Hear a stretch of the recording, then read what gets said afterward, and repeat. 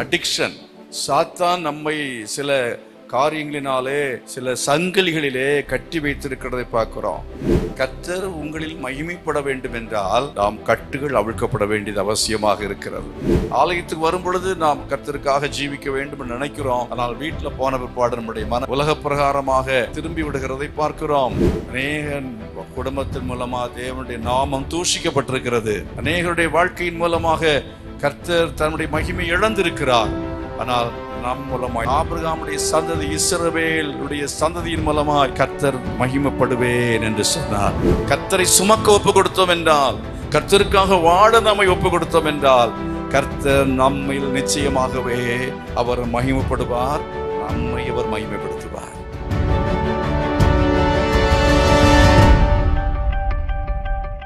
இது 1/3/2008 நாங்கள் குடும்பம் என் மகனுக்காக உடம்பு சரியில்லைன்னு சொல்லிட்டு வந்தேங்க. அவன் 2000 பிறந்தான். 2002 அவனுக்கு ஒரு ஃபிட்ஸ் வியாதி ரொம்ப சிரமத்துக்குள்ளாகி நான் எவ்வளோப்பட்ட கஷ்டப்பட்டு நிறைய டாக்டர்ஸு நிறைய மருந்து மாத்திரையெல்லாம் கொடுத்து ரொம்ப சிரமப்பட்டு கஷ்டப்படும் போது என் சகோதரர் நாங்கள் ஆனால் ஆர்சியில் எங்கள் தாத்தா அப்பாலாம் ஆர்சியில் பிஷப் கிட்ட ஒர்க் பண்ணிகிட்டு இருக்கும்போது எங்களுக்கு இன்னும் அந்தளவுக்கு சரியாக அவங்க நடத்தலைங்க.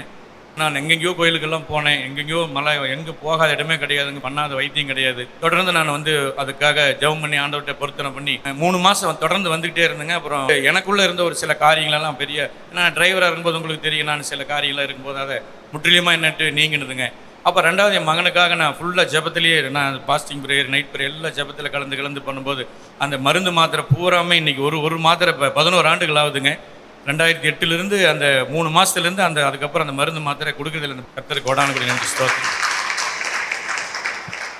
ஏசாயா தீர்க்கதரிசியின் புஸ்தகத்தில் 49ஆம் அதிகாரத்தில் 3வது வசனத்தை நாம் எல்லாரும் சேர்ந்து வாசிக்கலாம்.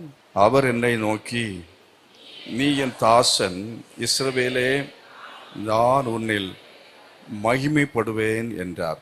நான் உன்னில் மகிமைப்படுவேன். மகிமையை பற்றி நிறைய வசனங்கள் வேத புத்தகத்திலே சொல்லப்பட்டிருக்கிறது. ஆதியாகமத்தில் நம்ம வாசிக்கும்போது முதலாவதாக யோசேப்பு சகோதரோடு கூட சொல்லுகிறான், உங்க அப்பாவுக்கு போய் சொல்லுங்கள், எனக்கு இருக்கிற மகிமையை நீங்கள் போய் சொல்லுங்கள் என்று சொல்லி யோசேப்பு தன்னுடைய சகோதரர்களுக்கு அதை சொல்லி அனுப்புகிறதை நம்ம பார்க்கிறோம். எகிப்து தேசத்தில் அவனுக்கு இருந்த மகிமை, தேவன் அவனை மகிமைப்படுத்தி வைத்திருந்தார். நம்ம வாழ்க்கையில ஆண்டவர் நம்மை மகிமைப்படுத்தி இருக்கிறார். ஆமென், அல்லேலூயா. இப்போ நம்முடைய சரீரம் அழகாக இருக்கிறது இல்லையா, அதுதான் மகிமைப்படுத்தி வைத்திருக்கிறார்.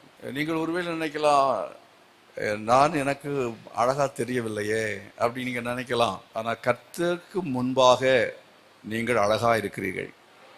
உன்னத பாட்டின் புஸ்தகத்தில் சூலமத்தி சொல்லும்போது சொல்லுகிறார், நான் கருப்பா இருந்தாலும் அழகா இருக்கிறேன் என்று அவள் சொல்லுகிறதை பார்க்கிறோம். ஆனால் ஒரு காரியத்தை நீங்க மனசுல வைத்துக் கொள்ள வேண்டும். இந்த சரீரம் அல்ல, இந்த சரீரத்துக்குள்ளால் ஒரு சரீரம் இருக்கிறது. அதுக்கு பேர் ஆவிக்குரிய சரீரம், த ஸ்பிரிச்சுவல் பாடி. அந்த ஆவிக்குரிய சரீரம், புறம்பான மனுஷன் நாளுக்கு நாள் அழிந்து உள்ளான மனுஷன் நாளுக்கு நாள் என்ன செய்யப்படுகிறது, புதுப்பிக்கப்படுகிற ஒரு அனுபவம். அந்த விதத்தில் நம்ம ஒரு நாளில் என்ன செய்யப்பட போகிறோம்னா, இந்த சரீரத்தை களைந்து ஒரு மகிமையின் சரீரத்தை பெற போகிறோம். அல்லேலூயா. நம்ம மகிமை அடையும் நாள். Praise the lord. அல்லேலூயா. இந்த உலகத்தில் நமக்கு இருக்கிறதான புகழ்ச்சி, கர்த்தர் நமக்கு கொடுத்திருக்கிறதான படிப்பு, இதெல்லாம் நமக்கு ஒரு மகிமை. ஒருவேளை நமக்கு பட்டம் இல்லாமல் இருக்கலாம், படிப்பு இல்லாமல் இருக்கலாம், ஆனால் கர்த்தர் நம்மை படித்தவர்கள் மத்தியிலே மகிமையாய் வைத்திருக்கிறவராய் இருக்கிறார். அதாவது எருசலேமுக்குள்ளால எந்த கழுதையும் போக முடியாது, ஆனால் ஒரு கழுதை போனது. ஏன் தெரியுமா? அந்த கழுதையின் மேலே இயேசு இருந்தார். அல்லேலூயா. இயேசு உட்காருவதற்கு முன்பாக அந்த கழுதை கட்டவிழ்க்கப்பட்டது. அந்த எவ்வளவோ கட்டுகளுக்குள்ளால இருந்த நம்மை ஆண்டவர் என்ன செய்திருக்கிறார் என்றால் கட்டு அவிழ்த்திருக்கிறார். ஒருவேளை இன்னும் கட்டுகளுக்குள் இருப்போம் என்றால், கட்டுகளுக்குள்ளே இருக்கிறவர்கள் மகிமையாக ஜீவிக்க முடியாது. கட்டுகள் அவிழ்க்கப்படும் பொழுதுதான் அவர்கள்தான் கர்த்தரை மகிமைப்படுத்த முடியும். கர்த்தர் உங்களில் மகிமைப்பட வேண்டும் என்றால் நாம் கட்டுகள் அவிழ்க்கப்பட வேண்டியது அவசியமாக இருக்கிறது. சில கட்டுகள் அநேகருடைய வாழ்க்கையில் இருக்கிறது. கட்டுகள் சொன்னா என்ன? அடிக்ஷன். சில காரியங்களில் நம்ம செயல்பட முடியாதபடிக்கு சாத்தான் நம்மை சில காரியங்களினாலே சில சங்கிலிகளிலே கட்டி வைத்திருக்கிறதை பார்க்கிறோம். யானைக்கு நல்ல பலன் உண்டு, யானைக்கு நல்ல பலன் உண்டு. ஆனாலும் அதை ஒரு சின்ன சங்கிலியிலே கட்டி போட்டிருப்பார்கள். அது திடீர்னு ஒன்றும் கட்டவில்லை. அதை குட்டியா இருக்கிற சமயத்திலேயே அந்த சங்கிலியில கட்டி போடும் பொழுது அது இழுத்து பார்க்கும், அது இழுக்க முடியாது. சின்ன குட்டி யானைக்கு இழுக்க முடியாது. அந்த ஞாபகம் தான் அதுக்கு இருக்கிறது. இப்போ இருக்கிறது என்னவென்றால், அது நான் கட்டப்பட்டிருக்கிறேன் நினைக்கிற சமயத்தில் அதனுடைய பலனை பற்றியே அதுக்கு என்ன இல்லை, ஒரு சிந்தனை இல்லை. காரணம் என்னவென்று சொன்னால், அது அந்த சின்ன வயதிலேயே கட்டப்பட்டதான் அந்த அனுபவம் தான் அதுக்கு ஞாபகத்தில் வருகிறது. அதே போல தான் நம்முடைய அநேகர் நம்ம என்ன செய்கிறோம்னு சொன்னால், கட்டப்பட்ட நிலைமையில் இருக்கிறோம். நான் ஒன்றும் செய்ய முடியாது, நான் எழும்ப முடியாது, நான் செயல்பட முடியாது என்று நம்மை நாமே குறைவாக நினைத்து கொண்டிருக்கிற ஒரு நினைப்பு இருக்கிறது பாருங்க. அது இருக்கிறது வரையிலையும் கர்த்தர் நம்மில் மகிமைப்படவே முடியாது. நாம் கர்த்தருக்கு மகிமையாக ஒன்றையும் செய்யவே முடியாது. நாம் இருக்கிற இடத்தை விட்டு நகரவே முடியாது. நாம் இருக்கிற இடத்திலிருந்து நாம் கர்த்தருக்கு பிரயோஜனமாக என்ன செய்ய முடியாது என்றால், அவரை சுமக்க முடியாது. அவரை சுமந்து கொண்டு நாம் எருசலேமுக்குள் என்ன செய்ய முடியாது, போக முடியாது. அதாவது எல்லாம் மனம் சம்பந்தப்பட்ட காரியம்தான். ஆகவே அநேகர் நம்ம இரண்டு மனசு உள்ளவர்களாக இருக்கிறோம், இரு மனம் உள்ளவர்களாக இருக்கிறோம். கர்த்தருக்காக ஜீவிக்க வேண்டும் என்கிற மனம் இருக்கிறது. சில சமயத்தில் நம்ம வீட்டில் போன பாடு நம்முடைய மனசு மாறி விடுகிறது. ஆலயத்துக்கு வரும் பொழுது நாம் கர்த்தருக்காக ஜீவிக்க வேண்டும் என்று நினைக்கிறோம். ஆனால் வீட்டில் போன பிற்பாடு நம்முடைய மனம் என்ன செய்கிறது, உலக பிரகாரமாக நம்ம மனம் திரும்பி விடுகிறதை பார்க்கிறோம். கர்த்தர் தெய்வமானால் கர்த்தரை பின்பற்றுங்கள், பாகால் தெய்வமானால் பாகாலை பின்பற்று. எந்த மட்டும் நீங்கள் ரெண்டு நினைவுகளால் குந்தி நடப்பீர்கள் என்று சொல்லப்பட்டிருக்கிறது. ஆகையினால நம்ம ஒரு நிலைப்பாட்டுக்குள் வர வேண்டும். ஒரு மனதை நம்ம ஒரு ஸ்திரப்படுத்த வேண்டும், உறுதிப்படுத்த வேண்டும். எல்லா ஊர்லேயுமே பிரச்சனை உண்டு, எல்லா குடும்பத்திலையுமே பிரச்சனை உண்டு. ஆகவே சேலத்தில் பிரச்சனை என்று நினைத்து இங்கிருந்து நம்ம பொட்டியை கட்டணும்னா அப்புறம் உலகமெல்லாம் சுற்றினாலும் ஒரு இடத்தையும் என்ன செய்ய ஸ்டாப் பண்ணவே முடியாது. ஆகவே பிரச்சனைகளுக்காக ஊரை விட்டு போக முடியாது. நம்ம மனசை தான் மாற்றணும். ரெண்டு மனது, இங்கே இருக்கலாமா போயிடலாமா, இங்கே இருக்கலாமா போயிடலாமா, இங்கே இருக்கலாமா போயிடலாமா. எங்கே கர்த்தர் உங்களை நம்ம வச்சிருக்கிறாரோ அந்த இடத்த விட்டு நம்ம போகணும்னு நினைச்சாலும் போக முடியாது. நீ காட்டு கழுதை அப்படின்னு ஆண்டவர் சொல்றாரு எரேமியா தீர்க்கதரிசியின் புஸ்தகத்தில். இஸ்ரவேலை சொல்லும், நீ காட்டு கழுதை, நீ வேகமாக ஓடுற பெண் ஒட்டகம், தன்னிச்சையிலே மதவெறியிலே ஓடுகிற பெண் ஒட்டகம் அப்படின்லாம் சொல்றாரு. அப்படின்னால நம்ம ஓட்டம், அதாவது நம்முடைய சுய புத்தியின் மேல் சாயாமல் நம்முடைய சித்தம், நம்முடைய இஷ்டம், நம்முடைய விருப்பம் போல நம்ம நடக்க முடியாது, ஓட முடியாது, நம்ம செய்யவே முடியாது. ஆண்டவர் நம்மை ஒரு இடத்துல அவர் வைத்திருக்கிற சூரியனை படைத்து வைத்திருக்கு. எங்கேயாவது போய் உட்காரு, எங்கேயாவது உட்கார்ந்து நீ என்ன செய், ஒளி கொடுன்னு சொல்லவில்லை. சூரியனை கர்த்தர் வைத்து அங்கே வைத்திருக்கிறான். அதனுடைய வெளிச்சம் என்பது அது மகிமை, அது பிரயோஜனமாக இருக்கிறது, உலகத்துக்கு அது மகிமையாக இருக்கிறது. கர்த்தர் அதிலே மகிமைப்படுகிறார். ஆண்டவருடைய சிருஷ்டிப்புகள் எல்லாம் கர்த்தர் என்ன செய்கிறது, மகிமைப்படுத்துகிறது. அப்படின்னு இருக்கிற சமயத்தில் நாம் நமக்கு தேவன் வைத்திருக்கிற ஸ்தானத்தை கண்டுபிடிக்க வேண்டியது அவசியமாக இருக்கிறது. கர்த்தருடைய அந்த சித்தத்தை நாம் அறிந்து கொண்டு அதிலே நம்ம உறுதியாய் இருப்போம் என்றால் மாத்திரமே கர்த்தர் நம்மில் மகிமைப்படுவான். இஸ்ரவேலே, நான் உன்னில் மகிமைப்படுவேன்.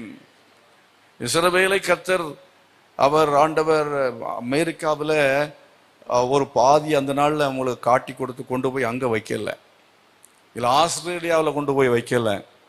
ஆண்டவர் அவர்களை அந்த பாலஸ்தீனம் பகுதியிலே தேவன் அவர்களை வைத்து அழகு பார்க்க விரும்பினார். அது என்ன மிகுந்த செழிப்பாக ஒரு இடமாக பாலும் தேனும் ஓடுகிற கானான் தேசம் என்று கர்த்தர் அங்கே இதை அழைத்தாலும் அந்த பகுதிகள் எல்லாம் சொல்ல போனால் என்னன்னா, அவைகளாம் வறட்சியான பகுதிகள். வறட்சியான பகுதிகளை கர்த்தர் செழிப்பான பகுதியாக மாற்றுகிறவர். ஆமென். கர்த்தர் வறட்சியான பகுதிகளை செழிப்பாக மாற்றுகிறவர். அதுதான் கர்த்தருடைய மகிமை விளங்குகிறது. ஆண்டவர் உங்களில் மகிமைப்படுவேன், நம்மில் மகிமைப்படுவேன் என்று சொன்னால் அர்த்தம் என்னவென்றால், நான் முதல்ல சொன்னது போல படிப்பு இல்லைன்னாலும் கர்த்தர் நம்மில் மகிமைப்படுவார். ஆண்டவர் நம்மை பயன்படுத்துவார். ஆண்டவர் நம்மை உயர்த்தி அழகு பார்ப்பார். யோசேப்பு அவன் அடிமைத்தனத்தில் இருந்தவன். அவன் 17 வயதில் ஆடுகளை மேய்த்து கொண்டு இருந்ததான சகோதரரை பார்க்க போகும் பொழுது அங்கே அவர்களால் விற்கப்பட்டு அவன் சிறைச்சாலையிலே அடிமைப்பட்டு கிடந்துதான் அவனை தேவன் ஒரு நாளில் அவனுடைய கட்டுகளை அவிழ்த்து அவனை தேவன் என்ன செய்தார்? உயர்த்தினார். அவனை தேவன் மேன்மைப்படுத்தினார். அவனை கர்த்தர் மகிமைப்படுத்தினார். கரங்களை வைத்து கர்த்தர் மகிமைப்படுத்துவோம். ஹல்லேலூயா. ஆகவே ஆண்டவர் நம்மை வைத்திருக்கிற இடத்திலே இருக்கத்தக்கதாக கர்த்தர் நமக்கு நிலைவரமான ஆவியை தருவாராக. கைவிழித்து கேளுங்க, ஆண்டவரே நிலைவரமான ஆவி எனக்கு தாங்க அப்படின்னு சொல்லி நம்ம கேட்க வேண்டும். எவ்வளவு காலம் நம்ம ஒன்றில் இருக்கிறோமோ, எவ்வளவு காலம் அதில் இருந்து நம்ம எப்படி செயல்படுகிறோமோ அதை பொறுத்து நமக்கு மகிமை உண்டாகும். கர்த்தரை மகிமைப்படுத்தும். ஹல்லேலூயா. அதனால நம்ம அந்த 2 மனசு நமக்குள்ள வராம காத்து கொள்ள வேண்டும். இருமனம் உள்ளவன் தன் வழிகளிலெல்லாம் நிலையற்றவனாயிருக்கிறான். தன் ஸ்தானத்தை விட்டு அலைகிறதான மனுஷன் கூட்டை விட்டு அலைகிற குருவிக்கு ஒப்பாயிருக்கிறான் என்று சொல்லப்பட்டிருக்கிறது. ஆகவே நம்முடைய இந்த மனசு எங்கேயுமே இருக்கணும்னு இருக்காது. இந்த மனசை நம்ம ஸ்திரப்படுத்த வேண்டியது அவசியமாக இருக்கிறது. ஹல்லேலூயா. ஆகவே பாடுகள் இருக்கலாம், பிரச்சனைகள் இருக்கலாம், குடும்பத்தை விட்டு ஓடணும், சபையை விட்டு ஓடணும், ஊழியத்தை விட்டு ஓடணும் அப்படிங்கிறதான அந்த எண்ணங்களை கொண்டு வருகிற சாத்தானை நம்ம மேற்கொண்டு இருக்கிறதான இடத்துல நம்ம இருப்போம் என்று சொன்னால், தேவனுடைய சித்தத்தில் இருப்போம் என்றால், அவருடைய ஸ்தானத்திலே நம்ம இருப்போம் என்று சொன்னால், ஒருவேளை கொஞ்ச நாட்கள் அது கொஞ்சம் கஷ்டமாக தெரியலாம், ஆனாலும் ஏற்ற காலத்தில் கர்த்தர் நம்ம உயர்த்துவார். ஆமென். அவர் ஏற்ற காலத்தை நம்ம உயர்த்தும்படி பலத்த கருத்துக்குள் என்ன செய்யுங்கள்? அடங்கி இருக்க வேண்டியது அவசியமாக இருக்கிறது. அதனால நாம மனதை என்ன செய்ய வேண்டும்? ஒரு நிலைப்படுத்தி வைக்கணும். நமக்கு ஒரு லட்சியம், எங்க போகிறோம் அப்படிங்கிற ஒரு லட்சியம் நமக்கு வேணும். கிறிஸ்துவை சுமக்கிறதான அந்த கழுதைக்கு இப்பொழுது ஒரு லட்சியம் உண்டு. எங்கே? இது எருசலேமுக்கு நேராய் போகிறது. எருசலேமுக்கு நேராய் போக வேண்டும். எங்க போக போறோம்? ஆண்டவர் நம்ம மேல வந்துட்டார்னா, கர்த்தர் நமக்குள்ளே வந்து விட்டார் என்றால் அவர் நம்மை நடத்துகிற கர்த்தர். நம்மை கர்த்தர் அந்த லட்சிய பாதையிலே நடத்தும்படியாகத்தான் நம்மை தெரிந்து கொண்டிருக்கிறார். ஆகவே சும்மா நம்மை தெரிந்து கொள்ளவில்லை. ஆகவே அந்த லட்சிய பாதையிலே நாம் நடப்பதற்கு நம்மை ஒப்பு கொடுக்க வேண்டியது அவசியமாக இருக்கிறது. ஒரே இடத்துல இருந்த கழுதை ஆனா இப்பொழுது என்ன செய்கிறது? அங்கிருந்து நகர ஆரம்பிச்சிருக்கு. நம்மள நிறைய பேர் என்னன்னா இருந்த இடத்துலயே தாம இருக்கிறோம். அதான் சொன்ன கட்டப்பட்ட அப்படித்தான் இருப்போம். நம்மால் நகரவே முடியவில்லை. ஆவிக்குரிய ஜீவியத்திலே முன்னேற்றம் இல்லாமல் இருக்கிறதான ஒரு நபராக நம்ம இருக்கிறோமா? ஆவிக்குரிய ஜீவியத்தில் எத்தனையோ நாட்களா ஒரே இடத்திலேயும் இருக்கிறோமா? அந்த இடத்துல இருந்து நம்ம போக வேண்டியது பரிசுத்த நகரத்துக்கு நேராய் போக வேண்டும். ஜெப வாழ்க்கையில பின்தங்கி இருக்கிறோமா? நம்ம ஒரே இடத்துல நம்ம அப்படியே இருந்துட்டு இருக்கிறோம் என்று சொன்னா கர்த்தர் நம்மில் மகிமைப்படவே முடியாது. ஆவிக்குரிய ஜீவியத்தில் முன்னேற வேண்டும். அதாவது ரட்சிக்கப்பட்ட அந்த ஆரம்ப நாட்கள்ல படித்தது போலதான் இப்போ நம்ம என்னன்னா ஒரு வசனத்தை 2 வசனத்தை நம்ம படிக்கிறோம், இல்லைன்னா பைபிளை படிக்காத ஆட்களாக இருக்கிறோம், ஜெபமே பண்ணாத ஆட்களாக இருக்கிறோம் என்றால் அதிலிருந்து நகர்ந்து என்ன செய்யணும்? வேதாகமத்தை ஒரு அதிகாரத்தை டெய்லி படிக்கணும். இந்த மாதத்துல நான் எத்தனை அதிகாரம் படிக்கணும், எத்தனை புஸ்தகத்தை வாசித்து முடிக்கணும், அதே போல எவ்வளவு மணி நேரம் ஜெபிக்கணும், எத்தனை முறை உபவாசம் பண்ணணும், எத்தனை ஆத்துமாக்களை ஆதாயம் பண்ணணும். அதுதான் எருசலேமுக்கு பாதை.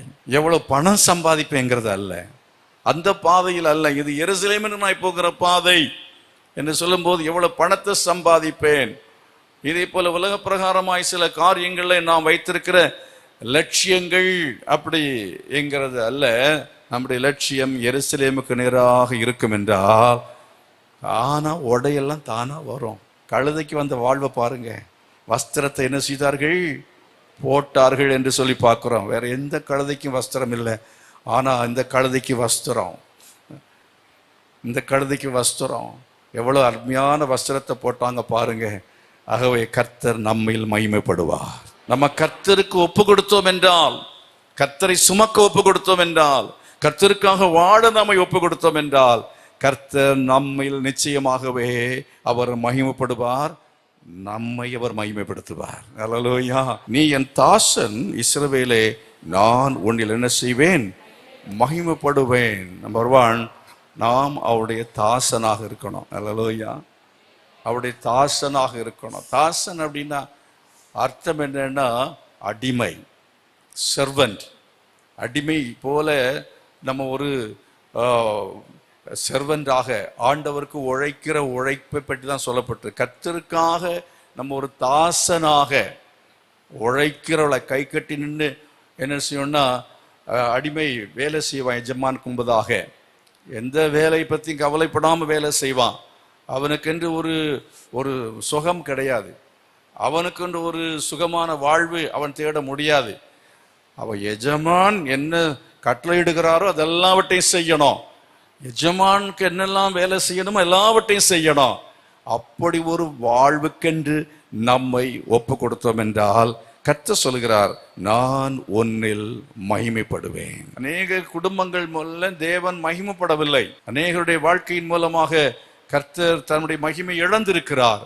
ஆனால் நம் மூலமாய், நம்முடைய சந்ததி, ஆபிரகாமுடைய சந்ததி, இஸ்ரவேலுடைய சந்ததியின் மூலமாய் கர்த்தர் மகிமைப்படுவேன் என்று சொன்னார். வானத்தின் பலகணிகளை கர்த்தர் ஒரு நாளை திறந்து, இடம் கொள்ளாமல் போக மாட்டோம், கர்த்தர் உன்னை ஆசீர்வதிப்பதற்கு அவர் உண்மையுள்ள தேவனாக இருக்கிறார். கர்த்தர் நம்மில் மகிமைப்படுவார்.